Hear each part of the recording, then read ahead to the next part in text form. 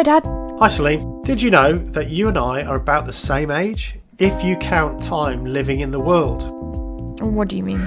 Well, as you know, I left a high control religious group around the time you were born. So you're in your 20s then? Well, maybe in my head. The thing is though, because I had all of my beliefs about morals, science, politics, religion, philosophy provided for me, I spent the last 25 years trying to work out what I should think about a whole bunch of stuff and work out what's going on. No one knows what's going on, Dad. Well, I think it's about time we did.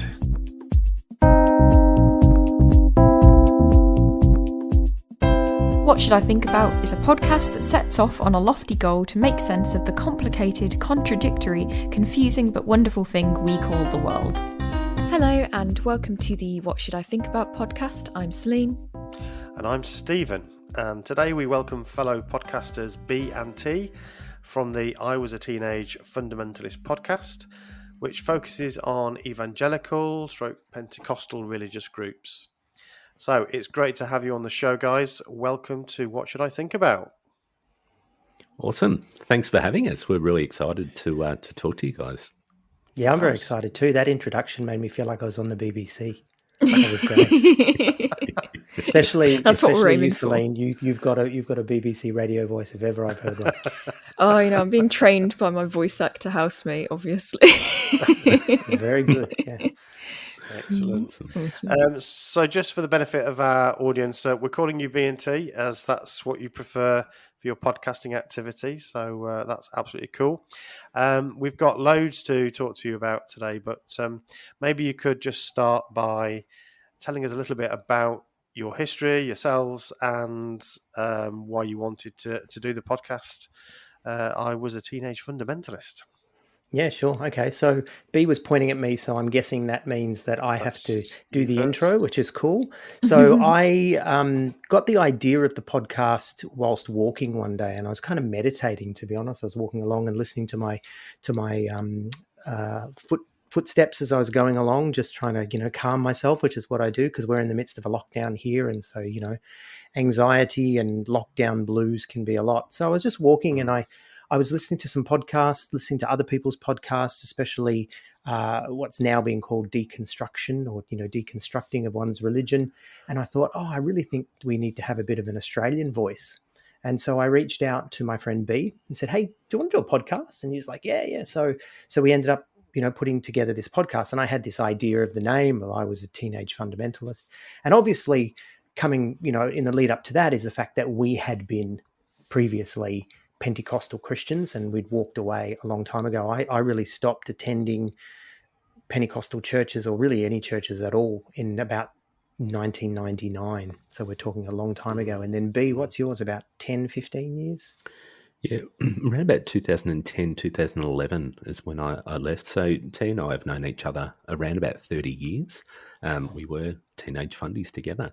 So I guess a lot of that, what this podcast was born from was us catching up, having a coffee and just talking about stuff. And I think it was quite cathartic doing it. So the extension of it was, hey, I wonder if other people will be interested to hear what we've got to say. And it seems that they are. Mm-hmm. Yeah, I love the term fundies, by the way. That's only an Australian could come up with that. Teenage fundies. Brilliant. We will shorten a long name and lengthen a short name. It's what we do. We're a complex lot. If your mate is John, he'll become John O. Right. We'll turn extra syllables. We do that. We multiply syllables everywhere. It's how and if we he's roll. Barry, he becomes Baz. Baz. Yeah. Yes, I love it. Anyway, I guess obviously this podcast revolves around the fact that I was raised as a Jehovah's Witness. So I tend to describe Jehovah's Witnesses as fundamentalist kind of, but with other bits that make them unusual. But I suppose doing a bit of research about your movements and knowing what I did about Pentecostals, I guess it seems very different and quite confusing to a Jehovah's Witness. When you look at all the different churches and all the different styles and the different messages that you're getting within one whole, it all seems quite confusing. I don't know whether that's something that you recognise. Yeah, well, I think we are the children of the Reformation, and so when one group broke away from Catholicism, and then another group broke away from Lutheranism or Calvinism or whatever, and then it's just been, as soon as you have a disagreement with someone, you start another denomination, you start another Right. church. I think within Catholicism, it used to be that you would start an order, right? So you'd have a Okay. uniqueness about you, start an order, but within the Reformation, within Protestantism, we have just, we break away from each other all the time. That's what we do. And so within Pentecostalism, that's just part of that tradition again. And we just keep starting new groups whenever we do. So you've got really, there was one big revival, which was called the Azusa Street Revival, which happened in the US at the end of the 19th century, beginning of the 20th century. And that was a group of, it had people from all different denominations. It had, Congregationalists and Methodists and Presbyterians, etc., that had all connected around this speaking in tongues experience. And then from there, people took that experience and claimed that it was the same experience as is spoken about in the Bible, which we have to take their word for it because no one knows. And then they started to spread out throughout the world, and they started to send out missionaries, and the Pentecostal movement was born. So like any good religion, and I know this is true from you guys as well, being ex-JWs, it started in America. Yeah, of course, yeah. Yeah.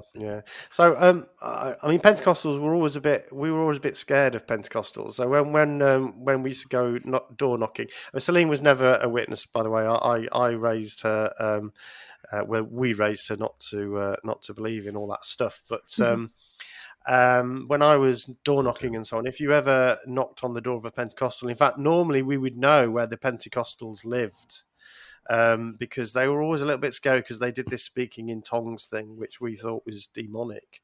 And so we always kind of treated them a little bit, we didn't really want to get too involved, which is kind of strange. But it'd be really interesting to just get a bit of an overview of the beliefs of maybe that's really difficult because maybe there's lots of different sorts of beliefs. But could you just give us a kind of quick potted tour of what do Pentecostals believe?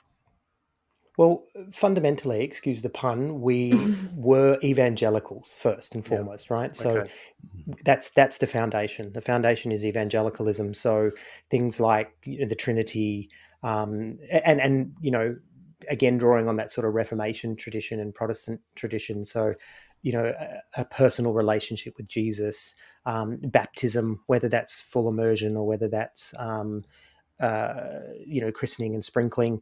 But within Pentecostalism, it tends to be full immersion baptism. And it's an attempt to sort of go back to what we saw as being, or what we were told to believe was the truth from the scripture, the truth from the Bible. So from there, though, is this second blessing idea, which came out of Methodism. Again, so we can blame the British now for this one, but this idea that after salvation was this second stage, and it draws a lot from the book of Acts. And so this baptism of the Holy Spirit, and I don't know if you remember, there was a guy by the name of Martin Lloyd-Jones who was actually a preacher from England who taught this in a big way, and brought a lot of, what's the word I'm looking for? Brought a lot of nuttiness. No, not nuttiness. It's actually the opposite. I've gone blank on the word. He brought a lot of so analysis of the Bible and things. Let's go with that. Let's go with that because I'm stuck. But he really taught this, and so the Pentecostals bought into a lot of that, and then started to identify that with the speaking in tongues experience, that you have this second blessing if you speak in tongues. And so that's really what set us apart. But then there was all these other things, and you jump in when you're ready, B. But there's things like healing. We believed in healing. We believed in miracles, prophecies. We were basically, if you know anything about church history, we were the Montanists of the 19th and 20th centuries, really.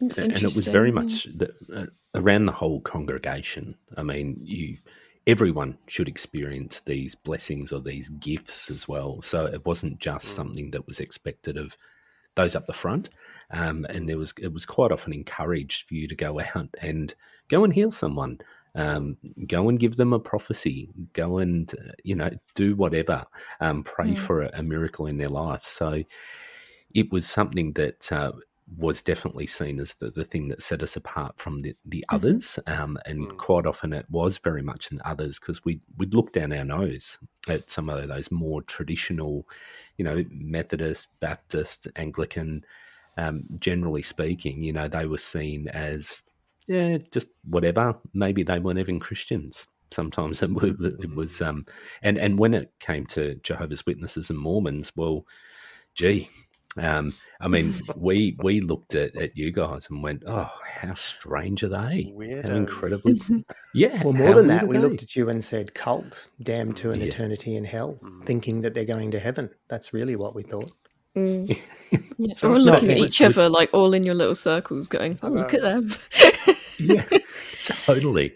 Yeah. It's interesting you said about the healing stuff as well, because I was mentioned again. We've talked about it before. I'm part of another like Patreon group called the Gumption Club, and someone was looking for anyone that's got fundamental sort of people just to connect with and talk to, because they've recently left and they're feeling a bit lonely.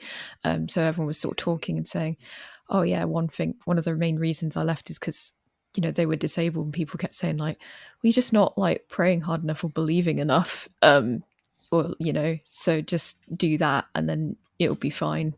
Was that something that you saw as well? Yeah, people didn't have enough faith. Generally, is what it was looked upon. So it was always down to the person. So if they weren't receiving a blessing or a healing or whatever, it was about them. It wasn't about God and God's power. There's something you were doing to block it. So I think it was definitely an interesting space because you very rarely would see somebody with a visible disability who was in leadership. I don't ever remember anyone in a wheelchair, for example. I don't remember anybody with any sort of visible disability. Do you, T? No, I think it's funny. I was just pondering that myself, that the church that we went to may not have been indicative of all Pentecostal churches, but there were very few disabled people in the church, let alone people in leadership. Yeah. Yeah, so it makes sense what you were just saying, Celine, because it's like they're chased out because they're sorted out by the fact that they actually maybe they don't have enough faith to even be here. Yeah, that's interesting. So let's just tick a few things off then. Heaven, I guess the that's definitely a yes. Yeah, that was a big one. That was a big ticket Evangelicals item. believe in heaven. So everybody that's saved goes to heaven. Is that what they would believe? Yep. Hell, I mean, that's the big one for me. I'm surprised that when I started doing a bit of watching of programs about this and reading, hell is absolutely real to evangelicals. Yeah, for sure. And it's a big motivator too. It's you don't want to end up there. And, as B was just saying, there's no guarantees, even though you may think you believe. There's a lot of verses in the Bible, about people that think that they are, but they don't, or, the synagogues of Satan and this kind of talk in Revelation. So you're always on guard. So whilst you were, you thought you were in, and I don't know what it's like in the J-dubs, but definitely within Pentecostalism, you think you're in, you think you're probably in, but you're never sure. right. I think that's definitely, I recognise that too. Keep you on your toes, like exactly. It's a system of control, isn't it? To ensure that you don't get too comfortable. You need to do more and more and more and more because you're never quite sure whether you've got you're considered to be one of the righteous ones. Jehovah's Witnesses don't believe in the majority going to heaven. They think that heaven exists and that a certain number go to heaven, but they believe in the resurrection of everybody that's ever lived to the earth after the great judgment day and living on earth forever in paradise. So they have this quite unique future prospect. So that their hope isn't to go to heaven; it's to live on earth forever. So that's kind of fairly fairly different belief system. But hell, that's really interesting. So it's a real thing. People burning forever, not dying. Well, not necessarily in burning. torture. You might think about it as some of those metaphors. Like sometimes it's called the blackest darkness. Sometimes it's these eternal fires. But nevertheless, it's not a place you want to be, and it's Right, going to okay. be a place of conscious eternal suffering. Wow. And so, whether that's, a literal flame or whatever, it didn't matter. You just did not Okay. want to go there. You didn't didn't wanna want to go end there. up there Yeah. because, as B said in one of our episodes, the longest time, like you really don't want to be stuck there. And I Yeah, suppose that and ambiguity makes it even worse because you can imagine your worst fear and that's it. It's that. yeah, and it was, it's often touted in within the Pentecostal scene that, that eternal suffering was an eternal separation from God, and that was the greatest suffering because Right. you couldn't change that. You could have changed it, but you know what? You missed out in the times that you could have changed it. Very graceful, of course. So there was a lot of talk about grace on one hand, and then quite a delight in the fact of people going to hell and being separated from God for eternity if they didn't make that decision. It didn't matter if, and then you'd get into this grey area where people would say, well, what about those tribes in the Chilean mountains that have never had the opportunity to repent? And people would say, oh, well, maybe they'll make it to heaven because they didn't actually have the chance to make a conscious decision. And you'd get into all these ridiculous conversations. Yeah, which was kind of funny because ultimately, and I don't mean to be crass, but ultimately abortion is the best option if you start entertaining those ideas. Because if you abort a baby that never had a chance to turn away from God and they've got into some sort of special heavenly realm or whatever, then ultimately that's the better place to be. Whereas if you let them live, statistics say they're more likely to reject God and God's going to put them in this, blackest darkness, eternal fire, whatever. So it really doesn't make logical sense, even when you're in there. And you tend to sort of, and probably the same in a lot of other religions, you tend to sort of brush those things aside until you deconstruct or deconvert. And then you go, oh, actually, I've always wondered about that. That's right. And then all of a sudden it all starts to fall apart. Yeah. Yeah, we talked about Jehovah's Witnesses view about, as I mentioned, about living forever. So Armageddon's coming. If you die in Armageddon, you don't get to live forever. But if you died any time before, and then you can get resurrected. So again, there's a logical anomaly here, is that you're better off dying before Armageddon because you're pretty much guaranteed a resurrection. So the best thing you can do basically is just die, which is absolutely ridiculous. And again, but this is because you end up with these strange belief systems that kind of based around lots and lots of little scriptures that are then strung together to try and make a bigger point. There's also that thing of people often say like he'll like as in God will read their hearts and then know. And right. it was like, that's touted a lot, but then it's not necessarily easily backed up by scripture, because then it's basically like, so but that's what's discussed a lot, because obviously people don't want to go around imagining everyone's going to die, because that dissonance of life is very hard to live with. Yeah, absolutely. It was interesting because we had some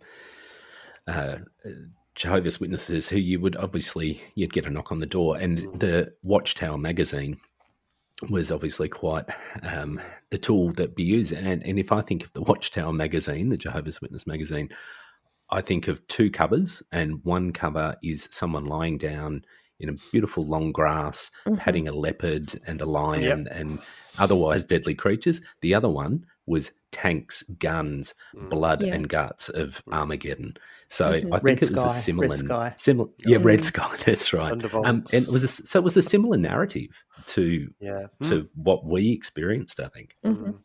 Just not eternal. It's very interesting. I mean, we just interviewed Alexandra Stein, who has written a very interesting book called Terror and Love, or Terror, Love and Brainwashing, and she talks about this terror and love, the way that you've got these two things that, I mean, there's a lot to it, but these religions always have these two aspects. It's this, you're terrified of it, but you're also attracted to it, and it's these two sides of that coin, isn't it? Mm-hmm. So just going back to our kind of trying to understand the beliefs. What about creation and things like that? Do they have a sort of young Earth creationist stance, or do they believe in evolution, or where do they stand on that?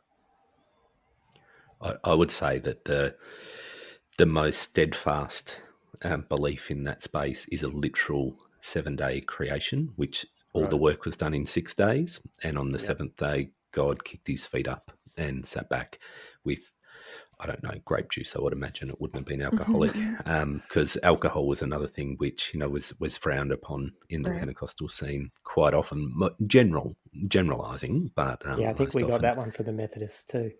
Yeah, we did. Definitely not Catholics. But, you know, I mean, very much a young Earth. Generally, 10,000 years was the amount bandied about when Adam and Eve were walking the Earth. And dinosaurs, things like that, generally were called fake, and it was science's way of trying to convince us that evolution was real.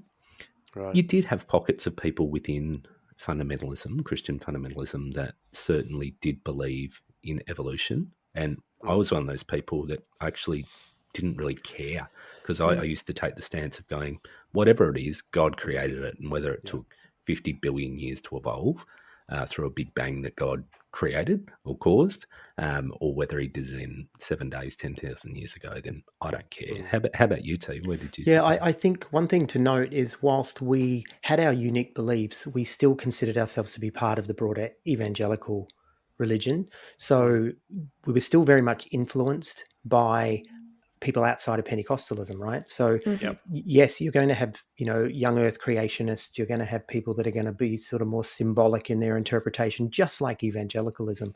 But by and large, I think a lot of those sort of core issues, like, you know, heaven, hell, you know, creation, healing, salvation by faith, all that kind of stuff, pretty much standard evangelical. And then any sort of leeway within those, any sort of spectrum of beliefs across in those core doctrines would be very similar within Pentecostalism. But the things that we were pretty strict on was salvation by faith. So that is, you know, you confess with your mouth, believe in your heart, and then that's how you're saved. And then baptism and the infilling of the Holy Spirit, those kinds of things were crucial, but they weren't added to, they were added to your salvation, I should say. Okay. There are certainly Pentecostal churches, and I was a part of one when I was younger, that do believe that you must speak in tongues to be saved, that becomes the salvation point. But that's not mainstream Pentecostalism. Okay. But there's definitely groups out there. Okay, so I guess we would love to know, how did you guys get out of these beliefs? So how did that happen? Well, for me, I was thinking about this today when I was driving, and I'm allowed to go 10 kilometers from my house at the moment, so it wasn't a very big drive. 15. But I was thinking to myself, is it 15? Is it? There you go. Yeah, it's changed this week. I've got to watch my tally. But I was thinking to myself that I'd heard someone else once say that when they came to faith, they began leaving their faith. And I think that that's true of me as well. I think I really, whilst I 100% believed, and I really did, and I was 100% committed, I wanted to know more and more about the religion. And so I continually learned, you know, I was trying to find answers to the questions, etc. And I think ultimately I studied my way out of Christianity. I definitely studied my way out of Pentecostalism first, and then went sort of broader evangelicalism, and then dabbled a little bit with small L liberal what's now called progressive Christianity. I sort of went into that for a little while as well, but I just didn't get the point. If you're not being saved from anything, if there is no heaven or hell, what's the point? And I realize that some people find their place there and they become very good people. I'm not dissing, the progressive Christians. I think that they can be our friends because they're good neighbors and good people, right? But I just got there and went, what's the point? This doesn't make any sense. And so I'd done Bible college. I had my ministerial credential being processed. I was going to become a pastor. And then I went to a secular university to do some postgraduate studies in their religious school here in Australia. And 4 years of Bible college came down in 1 year at a secular university, because all of a sudden, not only were they asking the questions, they were demanding that we ask the questions, and it all just came falling down. I mean, we were looking at Jacques Derrida and people like that. And I think the first thing to go was the Bible in my studies, because it was interesting, because Jacques Derrida and his idea of deconstruction, interestingly enough, and he certainly didn't mean it necessarily in a religious context, but the argument that was brought to me by one of my lecturers was, even let's presuppose that this Bible is true. Let's presuppose that this Bible is a perfect book, right? Which nobody has the original copies anyway, but let's just presuppose. As soon as you bring your imperfection, how are you going to interpret it, right? And he said, and look at the evidence. All the people throughout the world, all these different denominations, all these different groups, all saying different things. Even if the book is perfect, you believe that we are imperfect, and when your imperfection meets that perfection. And at that point, truly, I just went, oh, and that was the beginning of the end for me. It was like, there goes the Bible, right? It doesn't matter if it's perfect, which it's not, but it doesn't matter anyway. And then from there, it was just a house of cards or, dominoes that all started to fall down over a period of time. What about you, B? What's your story? I think, my deconversion or deconstruction probably happened over 12 or 13 years, if I think back. So it was quite a long period. And I guess the best way to describe it is I kept daring myself to take bits away. So I'd pull one more card out from that house of cards, and another. And this happened over many years. And, it was even things like, okay, I'll accept evolution. Evolution's okay. I'm okay with that. And similar to T, that I went and studied. I'm a social worker professionally, and so there was a very broad worldview that was brought into my headspace. And it was, as I was processing that, I couldn't deny some of those facts. So again, I'd go, I'll just pull out another bit of my core belief. And one day I turned around. I don't think it was consciously. I ended up definitely in a small L liberal church for probably my last 2, 3, 4 years. And I looked around and went, you know what? This is a really good bunch of people.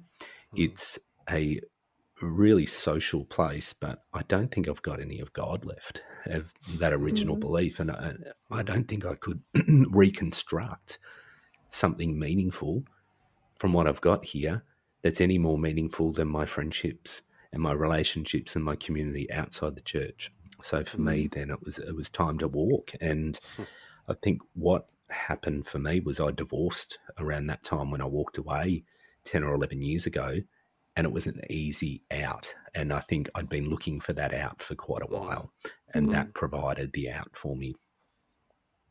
Interesting.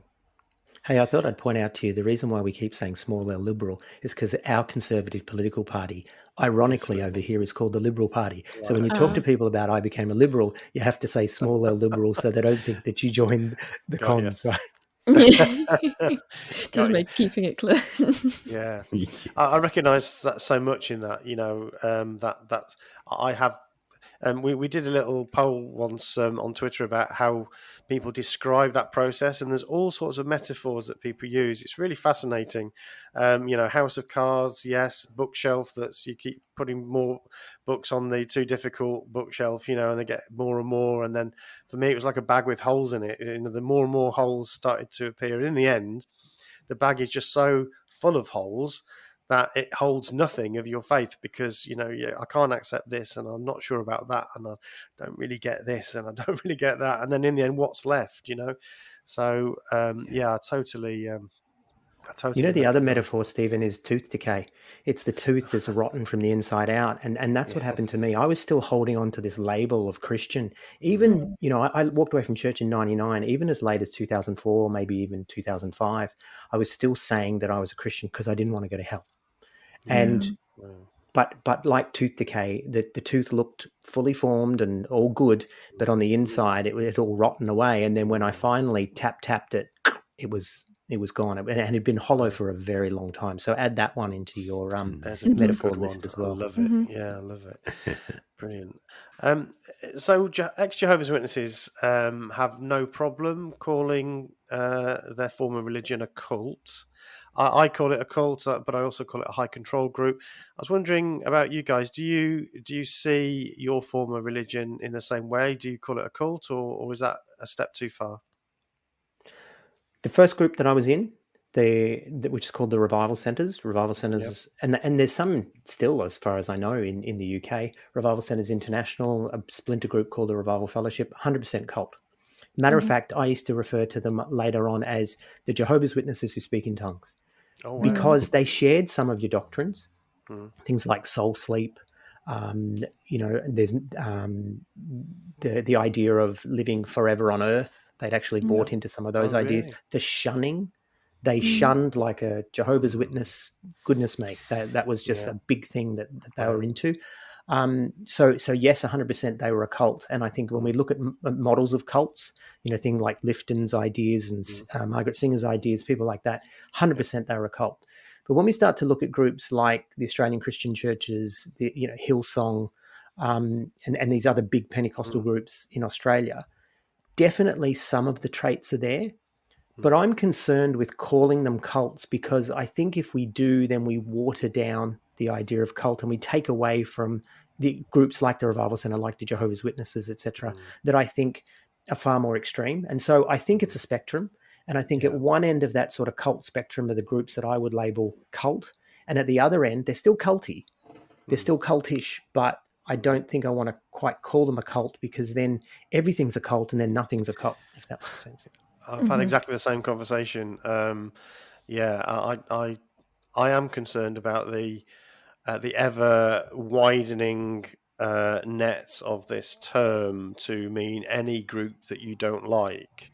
I totally understand that.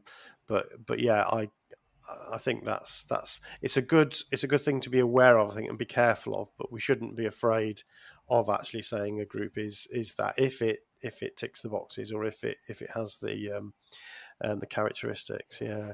Look, I agree, and I think language is forever evolving, right? Of course, even the term cult once upon a time didn't mean a high controlling group, right? And now it does. So I agree with you, but I think, you know, language is going to change, and we have to change with it, and so therefore we've got things like high control groups and this kind of thing. But in answer to your question, do we think that these groups are cults? Ultimately, no, but certainly cultic, and certainly dangerous, and certainly worthy of concern, rather than labeling them a cult. Interesting. The What Should I Think About podcast has been going now since around November 2020, and we've really enjoyed doing it. We release at least 2 shows a week. It's about 8 a month, of course, with Sunday being an interview and Wednesday being our discussion about a new subject each week. We love you, our listeners, and we really value the interaction we have with you, and we want to keep the podcast going. Currently, I pretty much work on the podcast full-time, researching topics, booking guests, recording and editing, with Celine working part-time, doing very much the same things. So in order for us to keep going and continue to improve, we've reached that point in the life of a podcast where we have to make some decisions about how we support it financially. Most podcasts have ads, either that are delivered by the podcast hosts or from third parties that interrupt the show. We really don't want to do that. We want to keep the What Should I Think About podcast ad-free. So we're going to try something different to most podcasts. We'd like to ask you if you think this podcast is worth £1 or $1.50 or €20 a month, or whatever the equivalent is in your own currency. If you think it's worth that, we'd like to invite you to become a member or a patron for just that. So how we're doing it is we're flattening out our tiers on Patreon to just our single lowest tier. For those patrons, not only will you get the 2 public podcasts a week, but you'll also get exclusive video each month, bonus content of at least 1 a month and probably more, and exclusive access to the What Should I Think About Facebook private group, where you can contribute to our Ask Us Anything episodes coming up soon and talk about the show. We've got other plans too that will make your £1 or $1.50 even better value, but we can't say too much about that yet. We really want to make access to this community possible to everyone, and we think this minimal amount will do that, while providing the show with a small income in order for us to keep going. So the next few weeks we'll be flattening out our tiers on Patreon and providing all benefits through the lowest tier, currently known as loss aversion, for just £1 or its equivalent in your own currency. So please consider being part of our community. Thank you. The link to our Patreon page can be found in the show notes. I think quite often in our conversations together, T and I we'll talk about particular aspects and go, that was cult-like behaviour. And that was cultish. So definitely, but there are some groups, some batshit crazy Pentecostal fundamentalist groups that I would definitely consider cults. Very exclusive, very much shutting people out that aren't part of the fold. That definitely there are splinter groups. What were the sort of elements, based on what you've just said there, that you would be like, oh, that was cultish or a bit culty? Yeah, look, I think some of it was very much around the exclusivity. Like if they would pile on activities. So we would quite often be engaged 5, if not 6 days, nights a week in some sort of, whether it was study groups, youth group, a couple of times on a Sunday, all those expectations of things that you had to be involved in, leaving absolutely no room for the outside world, really trying to control that. Your thought processes, your ability to process anything was done through the lens which was given to you. So I think that, that was very cultish. What would you say, T? Yeah, I think it's those, I saw it the other day online and it was like, yes, we want you to study and find out for yourself. Here are the 5 books you can use to do so. So it's very much like that. So we had those evangelical authors, we had our bookshops that we would go to. You know that if you go to those bookshops, then anything is going to be okay. Whereas you could go down to the Lutheran or the Catholic bookshop down the road, not necessarily going to be okay. As a matter of fact, you don't go there. And when you do, that's when you know you're on the way out, right? Because you're starting to dabble in liberalism. Yeah. Again, that's a very recognisable thing that for an XJW. We weren't, and Jehovah's Witnesses now are not allowed, really very discouraged, let's say, to look up any information about pretty much anything, really, other than from the Watchtower Bible and Tract Society publications, which is considerable. There's something for everything. Whatever you're interested in, there's a theocratic book to tell you what to think about that. I found one that I was like laughing at because it was about the danger of romantic novels, which we'll have to talk about at some point. Where it's just like people get the wrong idea of what romance should be like, and then they explain what it should be like, and like these dramatic stories of people getting like, swept away with romantic novels, and they one like that for everything. Well, for what it's worth, Celine, I've been married twice, and I can tell you it is nothing like the romance novels. So maybe the J-Dubs have a point there. Yeah, but it was just very funny. They have no qualms wading into all sorts of aspects of people's lives. It really is quite breathtaking, actually, at times. I guess. Being born in is something that we talk about quite a lot on this podcast. Is that kind of a significant thing in these groups, or is it really about just bringing people in? What's the, where does it all come from? Where's the new blood come from, I suppose? Wherever you can get it. So definitely that evangelism was an enormous part of it.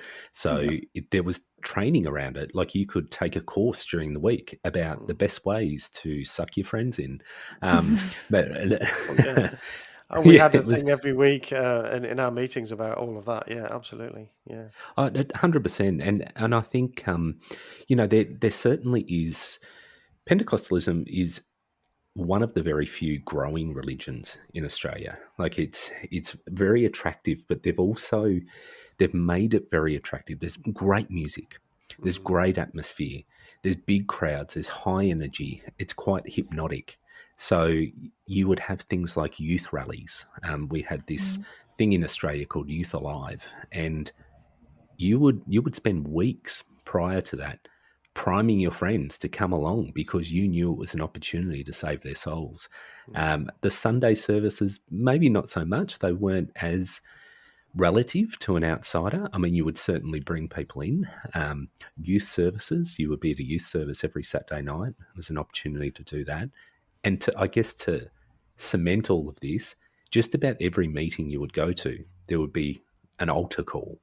So at the end of it, it was an opportunity. There'd be a lot of guilt peppered through any sermons. Right. There would be someone who would strategically go up to a keyboard and start playing very low notes. Someone's voice would drop down, and they would make these emotional pleas for you to come forward. And anybody that wants to come forward now and feel the power of Jesus in their life and not go to hell, come forward.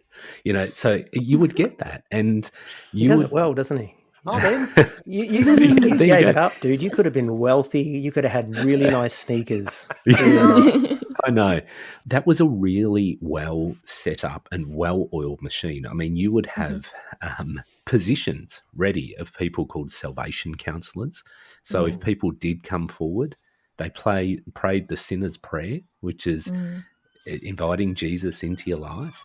You would have salvation counselors there ready to take these people away and talk to them and start the indoctrination from day dot, hook them into a church service, a Bible study group, youth group.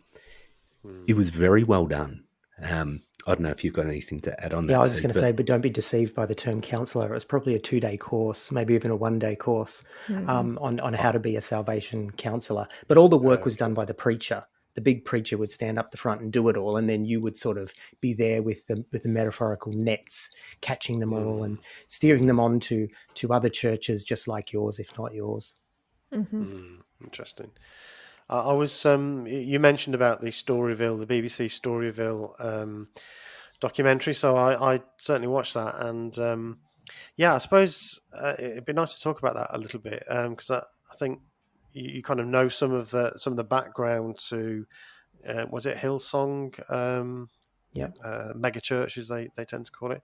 I think as I was watching that though, as an ex-Jehovah's Witness, I guess I felt kind of completely baffled by it, completely disoriented by it. As you said, it's all very it's more like a rock concert really that you're seeing, or some sort of comedy gig or something, or a political rally actually, they sort of traced some of the characters through, and there was this young guy there. He was actually from the UK, and he's going to get baptized, and this guy demonstrates that he knows absolutely zero about the Bible. At one point the words, "I don't know what Jewish people look like," comes out of his mouth. He has no idea. They see this tomb, they think, "Oh, that must be the Jesus tomb. That must be where Jesus was." But they just don't know anything about what.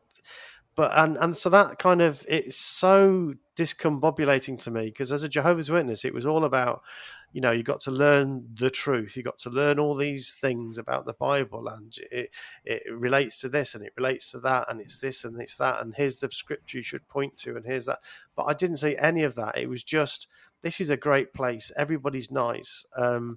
It's all about being happy and being nice and being kind, and obviously contributing financially. But I don't know, is that a reflection of reality, or is that just the way that the documentary was put together? I think to borrow some of the language we use at work, I work in a corporation, and we talk about things being customer facing and we talk about things being internal. Right. And so a Okay. lot of what you're seeing there is customer facing, right? It's aimed not just at the people that they're trying to bring in, but it's also aimed at the rank and file. But Okay. then on top of that, people are going to be going to Bible studies. Like you remember on the video that you saw that they were going to people's houses, and they were, there were these sort of Bible studies, and people were, getting alongside that woman that had that sort of sexual assault, and all that kind of stuff is going on as well. But to really understand Hillsong, you need to sort of go back a little bit further in time to the Assemblies of God. We talked about Azusa Street, and those missionaries came out around the world, and some landed in Australia, and they started this Pentecostal denominations. And the big one was the Assemblies of God. And the Assemblies of God in Australia had a name change around 2000, and they became the Australian Christian Churches. And as B was talking about before, we had these Youth Alive rallies where we'd have tens of thousands of young people at these concerts. And one of the big churches in Sydney, a guy by the name of Brian Houston, who you would have seen in the video, he rose to the top of the Assemblies of God and became the general superintendent of the Assemblies of God in Australia. And he was running this church called Hills Christian Life Centre, which ran a creative ministries of music and drama and all this kind of thing. He was running this conference called Hillsong. And then Hillsong became extremely popular, and they eventually took the label from this conference and applied it to their church, and they became Hillsong. And then they broke away from the Australian Christian churches, which was once the AOG, and became this standalone organisation. But it's interesting because it's like they took the absolute worst things that made the AOG and just exemplified, just made it so much bigger. And it was all Youth Alive, rather than once, a couple of times a year you'd have these rallies. All of a sudden they were doing them every weekend. And so I think that they still do have, Bible studies and this kind of stuff.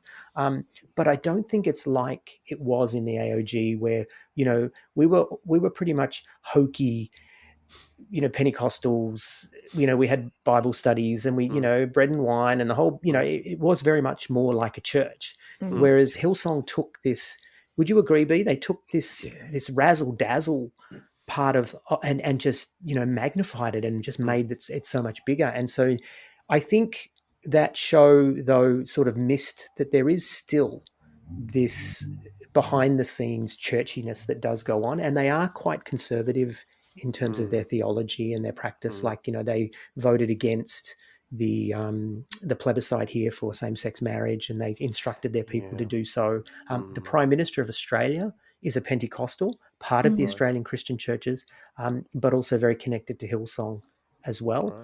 And so they are politically motivated as well. So I think that Storyville show, while it was brilliant, nearly made me cry in parts, because a lot of what they showed was my experience in the Australian Christian churches. But nevertheless, there is more to it than what was shown on that show, I think. Yeah, it's very much veneer. Like you scratch the surface, and that's where you get nothing. There's no depth beneath it. And quite often, and that does come from the fact that, don't get me wrong, they are amazing musicians, incredible speakers, very emotive. So they get people in, and they get a lot of people in, and they do really, really well because of what T said. They use that rally model, but used as an everyday tool to evangelize and get more people in the fold. It works. It's a proven recipe. There is no doubt about it. But I don't know if it creates longevity within those organisations. And they do have a message too. Their message is that God loves you and God wants to bless you and God wants to make you rich. I mean, that's another thing that's I was going to ask you about that. Yeah, about the prosperity doctrine. But, we were talking to someone the other night about this and saying that you don't need to give up your career to be one of these megachurch Pentecostals. As a matter of fact, they want you to be that. They want you to be successful, not just so you can give, but so you can also be high profile and, be recruiting others. So it's very much a success model. And you do get the people that try to climb the success internally in the organization, but they encourage you to also climb the success ladder outside the organization and then and then, bring your wealth back to church or bring your influence back to church. And that's what I meant about them being politically motivated as well. We've got a number of MPs in our Conservative Party here in Australia, which is big L Liberal, and they are Pentecostals, and they would see that their ministry is to be a federal parliamentarian for Jesus, and they would unashamedly say that. Wow. Yeah, see, that's interesting. What I was going to say before is obviously JWs are apolitical. They don't get involved with politics. They are, as they say, no part of this world, bystanders or witnesses, so it's interesting to hear about a group that is actively getting involved in politics and using that as a tool. Was that something that you were very keenly aware of at the time as well when you were involved? I think it's something that has actually evolved a lot more since we left. It wasn't as political back then. There was certainly pepperings of politicisation of issues, but there's the Australian Christian Lobby in Australia, which is quite a powerful lobby group, which really does work for the conservative evangelical side of Christianity and pushes an agenda. I didn't see that as much when I was part of the fold. How about you, T? Did you experience that? I remember it started in sort of towards the late 90s. Right. There was a group called the Family First Party, which was basically the political arm of the Assemblies of God. Yeah. And they started to grow. They got some, members into state parliament, and I think they basically dissolved in the end and rejoined the Australian Christian Lobby, is where they went. But once upon a time, Pentecostals saw, much like the J-Dubs, they saw it political activity not as something that God didn't want you to do, but it wasn't very spiritual. So, it wasn't a hard and fast rule, but by and large, you stayed out of it. But around 2000, when I was still in there, it was just starting to take off. And now it's crazy. I mean, the Australian PM is a Pentecostal, for God's sake. Yeah, I think worldwide that has happened. The US is a good example of that. There's a lot of certain movements are definitely overtly saying, they want to get into all the areas of power. Is it the Seven Mountains movement? I think they call it. So right. All these areas of influence and so on. That's where they want their people. So it's and I think that's an area personally. I mean, some would argue that JWs do have certain political agendas, but I think generally they try to appear at least to be neutral. But what that does is it means they don't have any power. I think I think it's actually a strategically very bad move for Jehovah's Witnesses, because nobody cares. They don't vote for a start, so why would a political party care what Jehovah's Witnesses think? So I think it's a bad move personally, but yeah. I suppose that is what they do. I suppose the thing with choosing to be quote unquote apolitical or not getting involved means you can't. Well, we talked about it in the South African apartheid issue. Is that then it did mean though they were following rules set by the government though, so there were separate meeting rooms for people of color and then for white people. So it just means that it means. Just because you're not setting the rules doesn't mean that you're not then part of the problem, because you're not part of the solution either. So that's kind of I guess the neither of these situations are good. Being involved or not involved, they both make me feel a bit grim. I guess. But that's right. If you're not part of the solution, you're part of the problem. Indeed. Yeah. You touched upon this prosperity gospel thing there, T. Do you want to just tell us a little bit more about that? Or... Well, I think B should, because B was right. I mean, we were both right into it. Don't get me wrong, but B has some ripper stories. Okay. I have some people close to me that got right into it. I definitely got into it for a bit and fell for the whole God wants you to be wealthy. Again, it's a spectrum. I mean, there's some, you definitely see it in the televangelists that very much tout the blessing and, give and you will get. But I think that is certainly not so subtle message within the Pentecostal scene as well. And, you hear things bandied around that if you give to God, then you will get it back 30, 60, 100-fold. So there is very much a drive. It's like an investment plan. Give, you get 100 times back. It's amazing. I mean, it's the best You don't give to the poor, you give to the church. Yeah, that's right. Give to the church. But, to the point where absolute blind faith of, a story that I've shared on a podcast is someone close to me who didn't have a great deal of money because they'd given all their money away, like a significant amount of money, $100,000 25 years ago, had a settlement from a marriage breakdown, gave every cent away because they were convinced that God would bless them and bless them so much that they would be just filthy rich.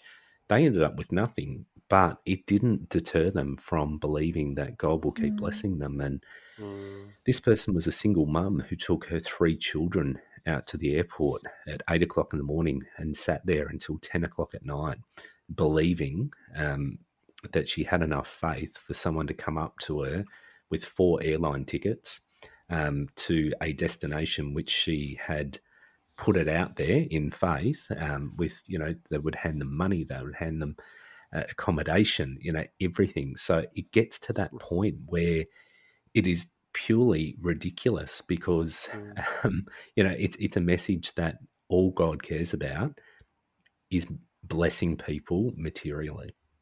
Yeah, and it's all about your faith. I tell the story about when I went to the shopping centre and, the multiple sclerosis organisation were raffling off a car, a Mercedes-Benz. So I went up, laid hands on it, closed my eyes. People wouldn't have known necessarily, sort of a little bit under my breath, and claimed it in the name of Jesus, and then believed that I was going to win this car.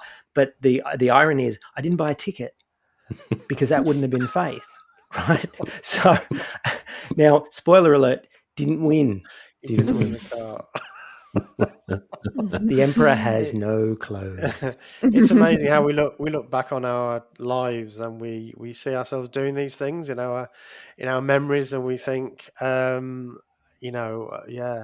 think about the hours I spent knocking on doors and the wasted years. I do from time to time think about that. I'm kind of over the anger of it now, but for a while after I left, there was that feeling of, what did I do? But I guess we've all got that. I did see a great meme throughout COVID. Obviously there's been a lot of lockdowns, and the meme was, you think it's bad now, wait till the Jehovah's Witnesses realise everyone's home. So, it was... But I'm coming down.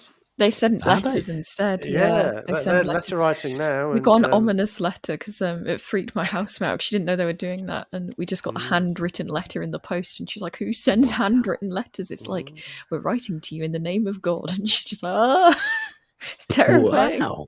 Yeah, and they drop an email at the bottom, like, if you'd like to learn more, please email it. Yeah, it was very strange. Jeez. Very strange. Jeez. Yeah, it's a strange. Jehovah's Witnesses. I think they're going through a bit of a change at the moment. I think there's a bit of a kind of metamorphosis going on. Personally, I mean, when I was in it, we'd have stories about brothers that would swim across crocodile-infested lakes to get to meetings or rivers and to get to meetings and assemblies and so on. But with the COVID thing, everybody's just gone right.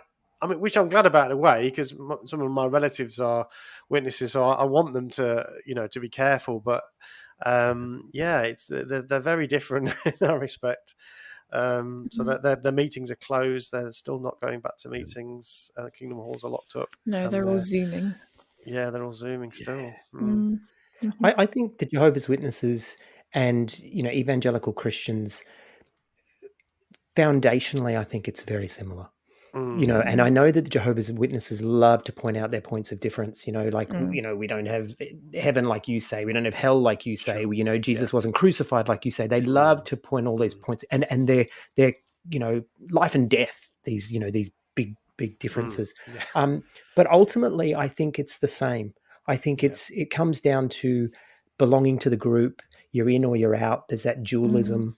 You know, you're either in or you're out, and you can be, you know, whether it's, you know, shunned like a Jehovah's Witness or just drifted away and cut off like an evangelical. That's very similar. And I think that's why, you know, we're on this podcast talking, because we know that the foundational or the functional practices very, very similar. Yeah. You know, regardless of these sort of you know, belief differences. No, absolutely, and I think there's a kind of strange intimacy that you feel with people who have left these sorts of groups, and you recognise so much of what they talk about in their lives. And yeah, you can be from a different country, different culture entirely, and you recognise so much, which is kind of kind of weird, but I guess offers us a chance to, because one of the hardest things when you do leave a group like this is to, you know, you feel lonely. Very simply put, it's a lonely place, and you can feel very isolated. But I guess one of the things that podcasts like ours and yours do is to say, actually, there are lots of people that have been through the same sorts of things, and so part of what we do is to let people tell their stories. So. And I think you guys do the same. So I think it's I was going to finish by asking you about your podcast and what your plans are for it, and you know what you want to do with it as we go forward. It's a good question. We didn't come in with any strategy. We came in going, let's press record. And, you know, you can definitely pick that up from the difference in season 1 to season 2. And even, you know, as we progress in season 1, we certainly become a bit better at it, that's for sure. Yeah, we have a $17 theme song now. We do. We bought a theme song. It was amazing. Pretty good. I like it. And we do love it. We do love it. It sort of hypes us up as we come in. But I think it's evolved. I mean, it's evolved now to what has become a community. And, you know, the Facebook group is a growing community of a few hundred people. People are coming to that daily. Some in our old language we would have been saying we're saving more souls, but we're definitely not saying that now.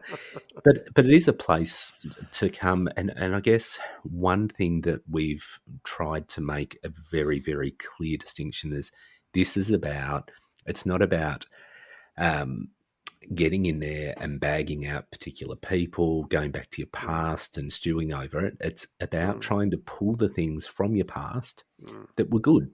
The shit stuff, leave it there. Leave it there, process it, and get some help to process it if you need to. There's some good counsellors out there and psychologists that can certainly help you work through that stuff and process it. But let's see, because there's some good stuff in there. There's some really good things that I guess at least funny, if not good, at least funny. Yeah, that's stuff right. That we laugh at, you know, and we're happy to call the bullshit, you know, and we do deal with some dark issues. Like we just did an episode on, you know, sexual predators in megachurches, right? So as much as B's saying, you know, leave the bat, you know, we pull it out, but even from that we try to draw, what did we learn, what do we know? And so we're telling our stories as we go, and it's sort of chronologically, it's episodic. We'll sometimes jump backwards and forwards. But the other thing that we do is we interview people. So we bring them in and we let them tell their stories as well. So we try to pepper those through. So it's not just our white male Anglo voices. We do try to bring women in. We bring people from different cultures and that kind of thing as well. Great. Well, it's a really interesting and very enjoyable podcast. It was the name that drew me to it initially. I just loved that name. I thought that's because it had that humour in it, which you know, we tried to include humour in the podcast too, because it could become a really just depressing, dark tale one after the other. And as you say, there are some very humorous elements to it, and of course there are some really bad things. But I guess modelling that optimistic view of right, what's next? You know, how can I use what's happened to me, and do the best I can in the future, I think is a really important message. Is there anything that we've missed that you really wanted to say, that you wanted to talk about, guys? I can't think of anything. No. I guess, you know, for us, it's life's too short to be bitter and twisted. And if what we can do to help anyone process the stuff that they've come out the other side and actually I guess, send a bit of a warning shot across the bow of some people that might be dipping their toe in the water and know what to look out for and know some of the dangers of this space. It can be very attractive, but I guess there is other ways to find community, to find acceptance, and it doesn't have to be through these sort of groups, which quite often prey on you in many different ways. And if you do something that is not within their liking, then they're very quick to either pull you up on it or kick you out. So or destroy you. Exactly. yeah, right. absolutely destroy you. So, we don't want people to be subject to that. Life's too short for that. But I don't tell you, have you got anything that you? No, I agree. It's not a good place to be. And as much as we don't want to live in regret, 100% wish I hadn't joined. And I know that my life would be better. My son, who's 16, came to me a year or so ago and said, "Hey, my friends invited me along to this church." Actually, it would have been more than that because it would have been pre-COVID. But he came to me and said, "Oh, my friends invited me along to this group," and I asked him the name, and I knew the pastor. He used to be a Bible college lecturer, and I said, I'll go along with you. And then when I started explaining to him, no, this is like Dad's group, this is actually very similar, and here's why. And in the end, he said, "Okay, I'm not going." But his friend gave him a Bible, and he brought it home. He brought home this NIV study Bible, and I was like, I used to have one of those. I think I used to have 2 of those. But it's dangerous. Ultimately, it's dangerous. And I would never let my children go unaccompanied. I would rather them go to a nightclub, to be honest, than I would to go to one of these churches. Actually, no, let me backtrack and say I wouldn't want them to go to either. But nevertheless, they're dangerous, and I don't want to see people get sucked in. So we are sounding an alarm as much as we are having a bit of a laugh and remembering the stupid things we said and did. Brilliant. Well, thank you so much. Celine, have you got anything to add before we finish? No, I think we'll finish on good words from absolutely. You both. That's great words to finish on. Really enjoyed talking to you. Thank you so much for coming on the podcast. I'll repeat your podcast is called "I Was a Teenage Fundamentalist," available on all the good podcast apps, I'm sure. And it's been a real pleasure talking to you, B and T. Thank you very much. Thank you. Awesome. Thank you, guys. We've loved the chat. It's been awesome. What Should I Think About is an Evil Sheep production.